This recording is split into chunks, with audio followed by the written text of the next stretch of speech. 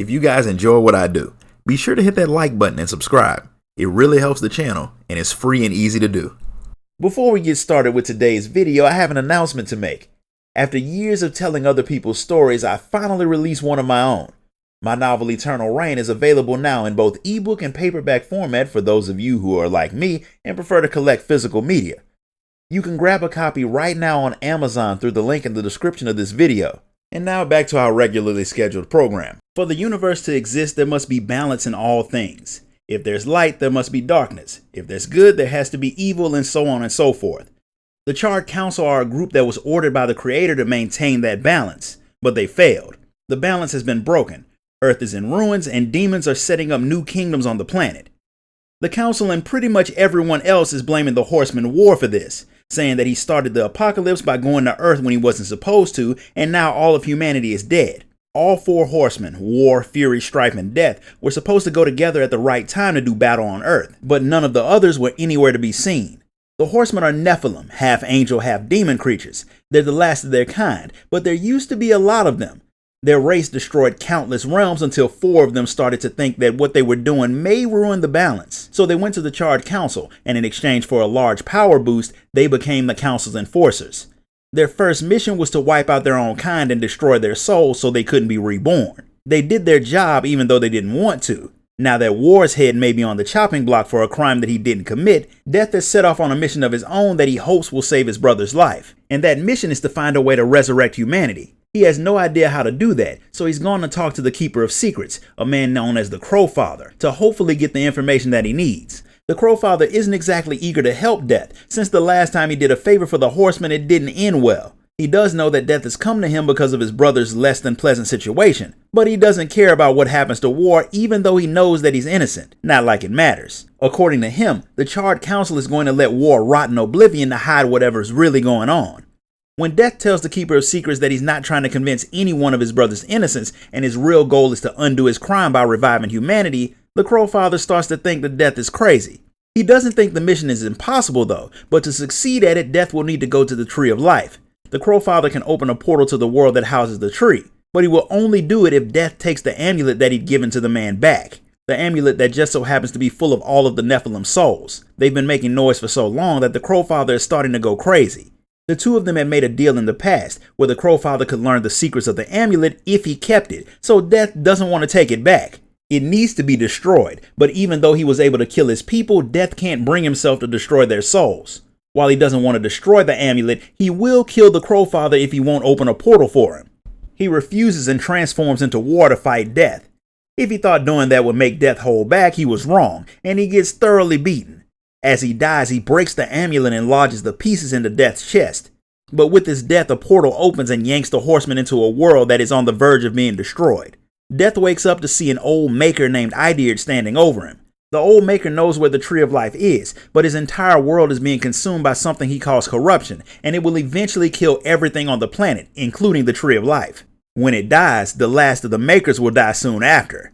They don't know where this corruption comes from, but it takes over whatever it comes in contact with and twists it into a violent abomination. Something Death experiences firsthand when some of the Maker's creations attack him. He deals with them, but the old Maker lets him know that fighting the individual corrupted creatures won't do anything. There's a Maker working at a forge in the nearby settlement that may be able to help him get to the Tree of Life, if he helps her get something called the Fire of the Mountain. So he goes to see her after the old Maker lets him know that something evil and powerful has been living inside of the tree. So even if he gets through the corruption, he'll still have to deal with whatever that is if he wants to revive humanity. There are other Makers at the camp, all fighting the corruption in whatever way they can, but the one he needs is Alia. The forge she's working on isn't the one that the Makers use to create their wonders. The corruption taking over the land has shut that forge down. Seeing as how they had used that to make the cities of both heaven and hell, the thing is pretty useful to have up and running. Getting the Fire of the Mountain is the first step toward restarting it.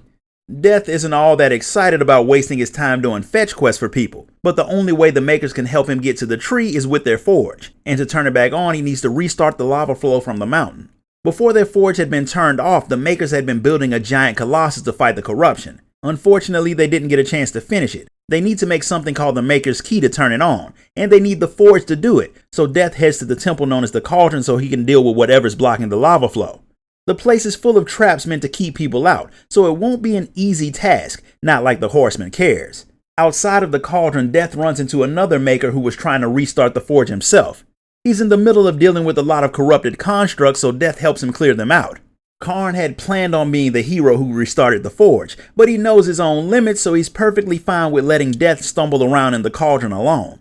The place is definitely not safe, but after making his way through the building and putting down a lot of corrupted creatures, Death releases the lava, getting the first part of the forge back up and running.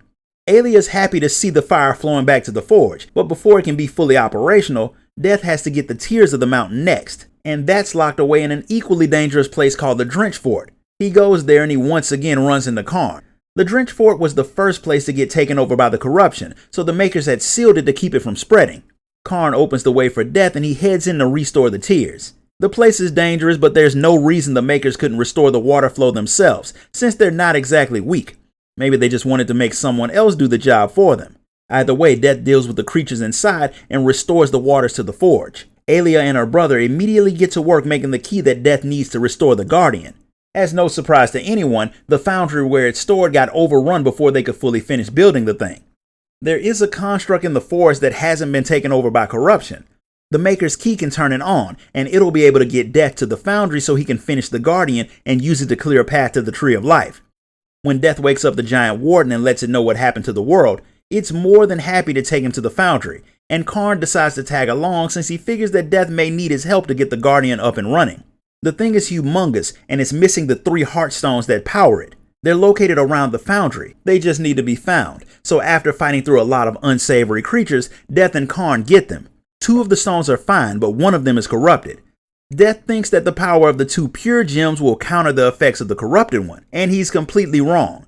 Instead of coming to life to help, the Guardian gets corrupted and starts making its way to the Maker's camp to destroy it. By the time Death gets there, Thane has been thoroughly beaten by the corrupted Guardian, and Idir is trying unsuccessfully to hold the thing off. There's no way for the Horseman to stop it without destroying it, so he does what he needs to. But he still needs it to get to the Tree of Life, so Idir uses his life energy to resurrect the Guardian and remove the corruption from it. Once the Guardian is back up, it clears a path to the Tree of Life, but it dies in the process. When Death gets to the tree, he gets snatched inside of it, and he finally gets to see the source of the corruption, Absalom, the very first Nephilim. He's not exactly happy about the fact that Death turned on him and his people. When Death killed him, his soul became corrupted, and he planted himself inside of the Tree of Life so he could use the fact that the tree is connected to all worlds to spread his influence everywhere, and nothing, not the angels, demons, Nephilim, or the Charred Council can stop him. To prove his power over the tree, he uses it to send Death to the world of the dead, a place that is much easier to get to than it is to leave. And that's where we're going to stop for today. If you enjoyed this video, be sure to like it, comment, share it, and subscribe. Grab a copy of my novel on your way out, and I'll see you all next time.